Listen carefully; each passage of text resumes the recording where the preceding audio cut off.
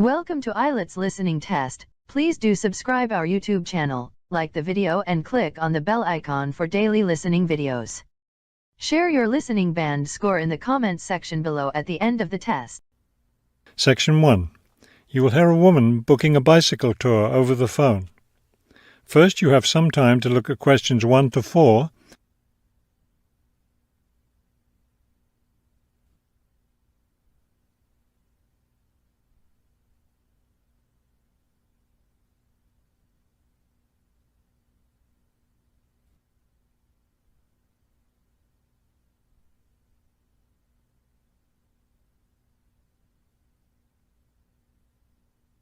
You will see that there is an example that has been done for you. On this occasion only, the conversation relating to this will be played first. Global bicycle tours. May I help you? Yes, thank you. I'd like to sign up for a bicycle tour. The man answers the phone. Global bicycle tours. So the word global has been written at the top of the form.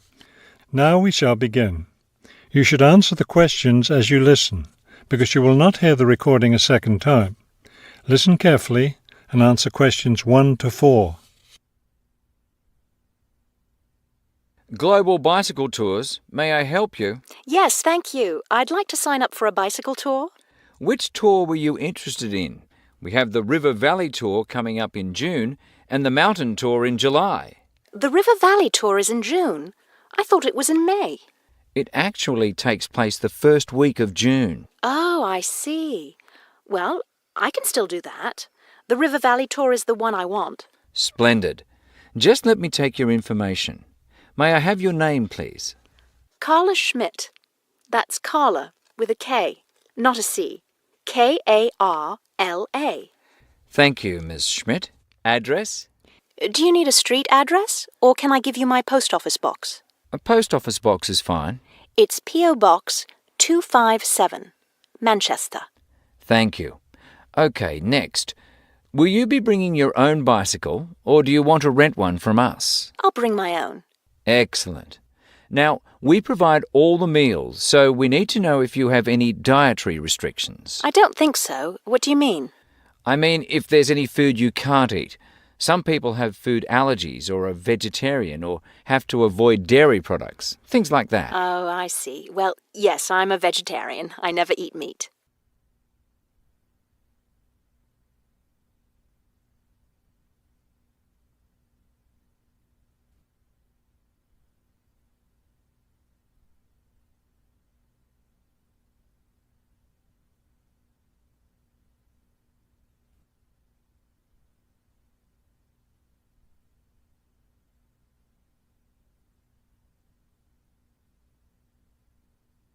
Now listen and answer questions 5 to 10. All right, I'll make a note of that. Now, the total cost of the tour is $750.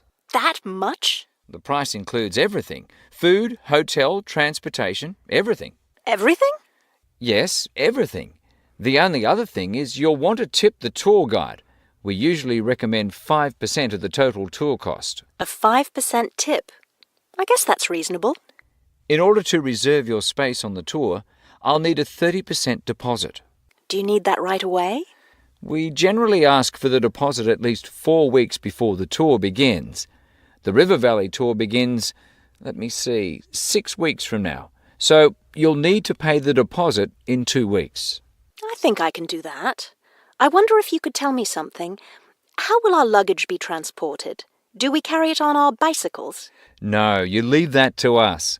We have a van that carries your luggage from hotel to hotel each day, so you don't have to worry about it. Great. I have a luggage rack for my bike, but I guess I won't have to bring that. No, you won't. But there are a few items we recommend that you bring. We can't control the weather, so you should bring a raincoat or rain gear. Yes, that's a good idea. And I should have my own spare tire too, shouldn't I? Actually, you don't need that, as our guide always carries some. And of course, you won't need maps either, since our guide has the route all planned. What about a water bottle? I'll need that, won't I? Yes, you should definitely have a water bottle. A camera would be a good idea too, since that tour goes through some very scenic areas. I have a guidebook of that area. I wonder if I should bring it along. We don't recommend guidebooks. It would just be extra weight, and the tour guide knows a great deal about the area. Yes, I see. Is there anything else I need to know? I think we've covered the important points. I'll send you a tour brochure, and you can call again if you have any questions. Thank you very much. That is the end of section 1. You now have half a minute to check your answers.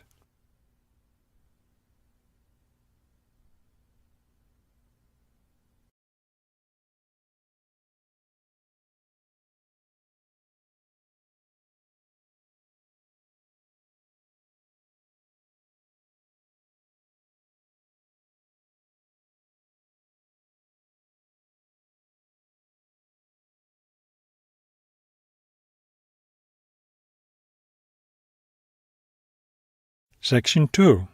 You will hear a tour of a newly renovated health club.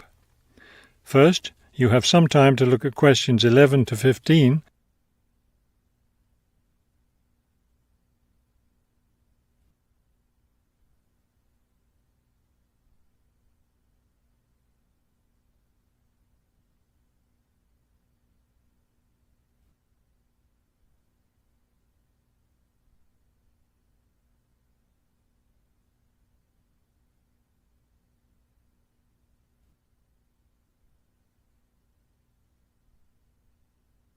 As you listen to the first part of the talk, answer questions 11 to 15.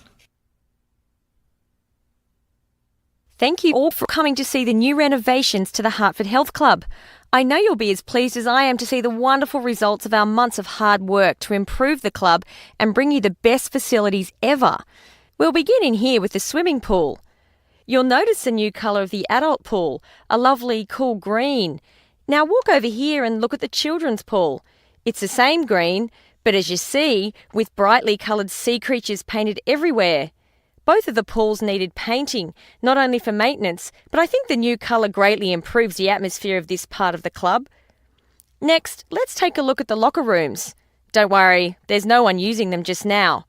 Doesn't it feel roomy in here? We've expanded both the men's and women's locker rooms, so now they'll be much more comfortable to use. There are bigger lockers, a good deal more room in the dressing area, and more places to store extra towels and equipment. Be careful as you walk through here. The floor's just been polished and may be a bit slippery. Let's go up to the exercise room next. Here, you'll notice a new floor. Walk on it. Doesn't that feel comfortable? It's a special material, softer than the old floor, an ideal surface for jogging and exercising. They had to move all the exercise equipment out while they were working on the floor, but don't worry, it will be brought back in before the end of today. Let's step outside now and look at the tennis courts. We haven't done a great deal here except to the equipment. We replaced all the nets and the ball throwing machine. Otherwise, everything is the same as it was before. Let's walk down this hallway, and here we are at the club store in its new location. We thought here by the entrance was a better place for it than where it used to be by the swimming pool. But it still has all the same items for sale, sports equipment and clothes in the club colours.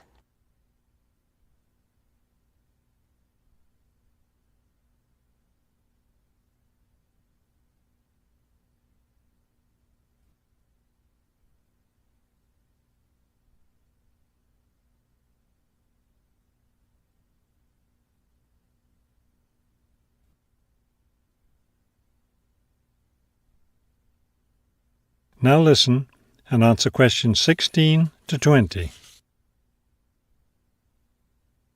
We're excited about the upcoming activities and events to take place in our newly renovated club. Now that the pools are ready for use again, swimming lessons will begin tomorrow for both adults and children. If you haven't signed up yet, you can stop by the office before you leave today and put your name on the list. If you're a tennis player, you'll be interested to hear about the tennis competition coming up on Wednesday. Players from different clubs all over the region will be participating. If you'd like to watch the event, tickets are available in the office. Also, I want to be sure you all know you're invited to our club party coming up next weekend. We're celebrating the completion of the renovation work, and we have a lot to celebrate. The entire renovation project was finished in just 9 months. That's 3 months less than the 12 months we'd originally planned on. We're proud of that, and proud that we came in under budget too. Because we've had such good results with this project, we're already planning the next one. We already have 2 indoor pools, and next year we plan to install an outdoor pool right next to the tennis courts.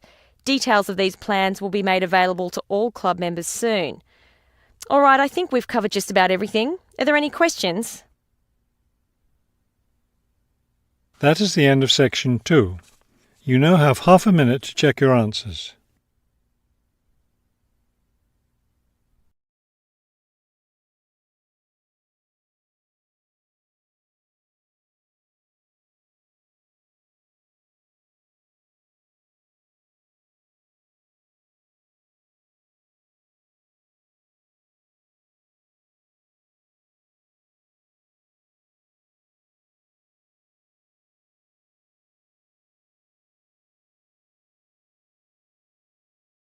Section 3. You will hear a museum director talking to several student interns, explaining their internship duties at the museum. First, you have some time to look at questions 21 to 25.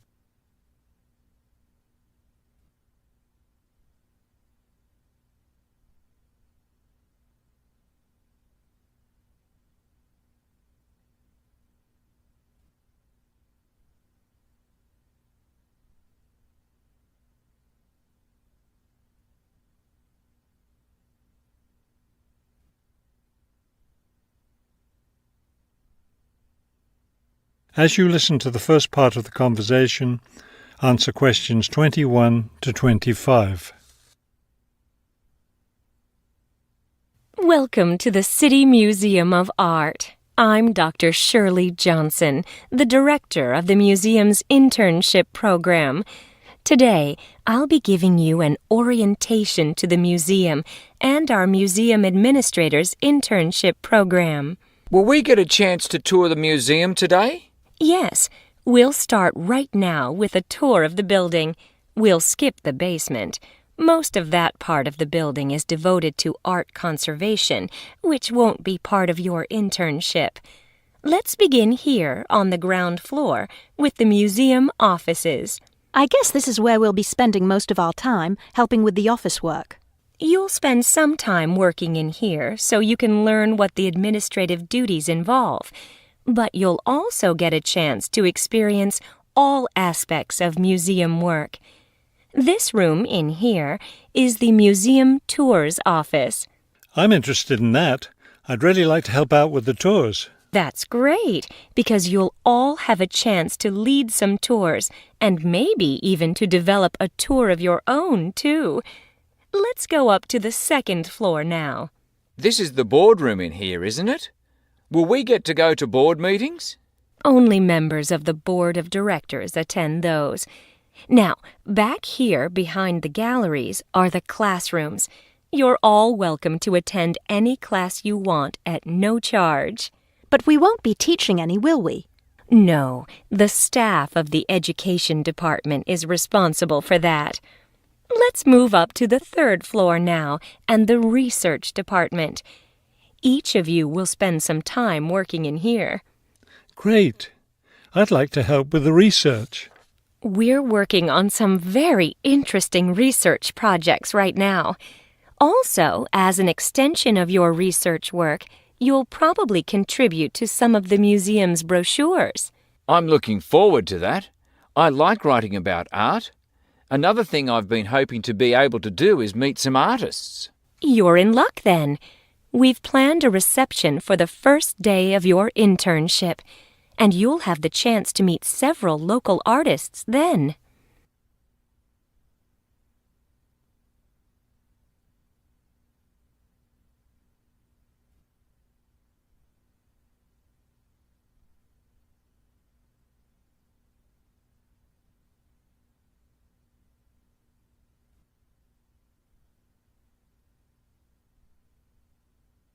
Now listen and answer questions 26 to 30. Could you give us a little background of the museum? I mean, when it was built and some information about the collections and things like that? Of course.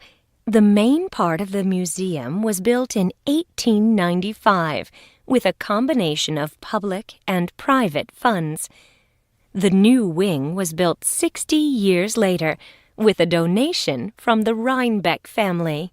That part of the museum was built for the modern art collection, wasn't it? Yes, it was.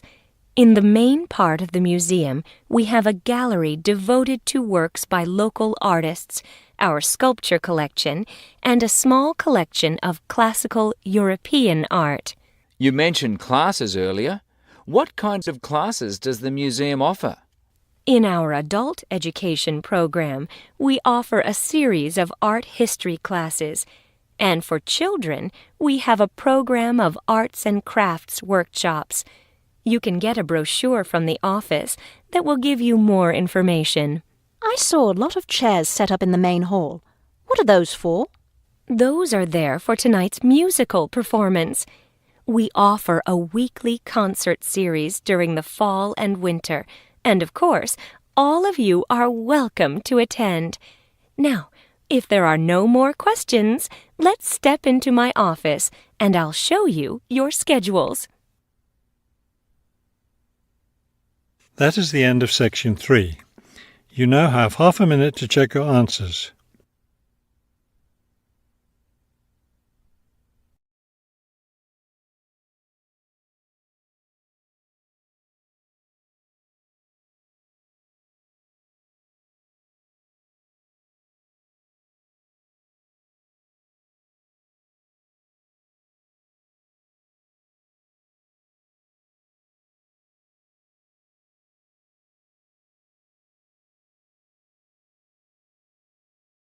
Section 4. You will hear a lecture about the history of the tomato. First, you have some time to look at questions 31 to 35.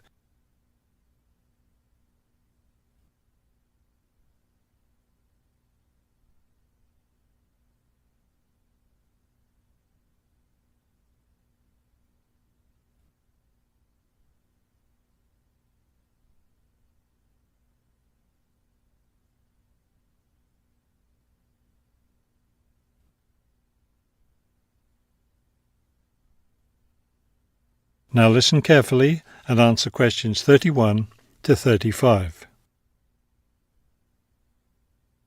The tomato is a popular vegetable, which figures in the cuisine of many countries around the world. It is particularly prominent in Italian cooking, but it was unknown in Europe until Spanish explorers brought it back from the Americas. The tomato originated in the highlands of Peru. From there, it eventually found its way to Mexico, where it was cultivated by the Aztecs. The Aztec tomato wasn't the large red vegetable we know today. Rather, it was small and yellow. When this small round fruit arrived in Italy, it was named golden apple for its bright yellow color. You'll notice I just called it a fruit. That's because a tomato is botanically a fruit, even though most everyone calls it a vegetable. The actual word tomato comes from the Aztec name for the vegetable, meaning plump thing. The tomato arrived in Europe in the 1500s and quickly became a popular food in Spain and Italy.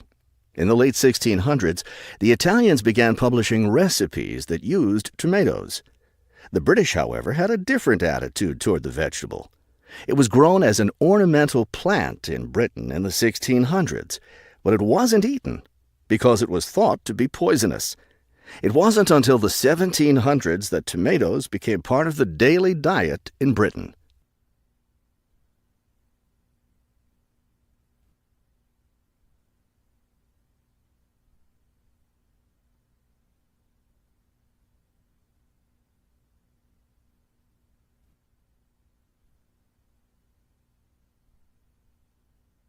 Now listen carefully and answer questions 36 to 40. In the United States, tomatoes were also used as ornamental plants rather than as food for a long time. This attitude began to change in the 1800s. In 1806, a gardener's calendar mentioned that tomatoes could be used to improve the flavor of soups and other foods. Thomas Jefferson did much to enhance the tomato's reputation as a food. He first served tomatoes to visitors at his home in Virginia in 1809. Then in 1820, a man named Robert Gibbon Johnson decided it was time to discard once and for all the idea that tomatoes were poisonous. To prove his point, he ate 1 kilo of ripe red tomatoes in public. 2,000 people gathered to watch this feat, which took place on the steps of the courthouse in Salem, Massachusetts. Amazingly enough, Johnson survived this stunt. The popularity of the tomato as a food began growing rapidly. Soon people all around the country were eating tomatoes. By the 1830s, American newspapers and magazines were publishing thousands of tomato recipes. However, all those recipes involved using tomatoes in some cooked form. Tomato salads and sandwiches were still unknown. It wasn't until a century later, in the 1930s, that it became popular for people to eat raw tomatoes. That is the end of section 4. You now have half a minute to check your answers.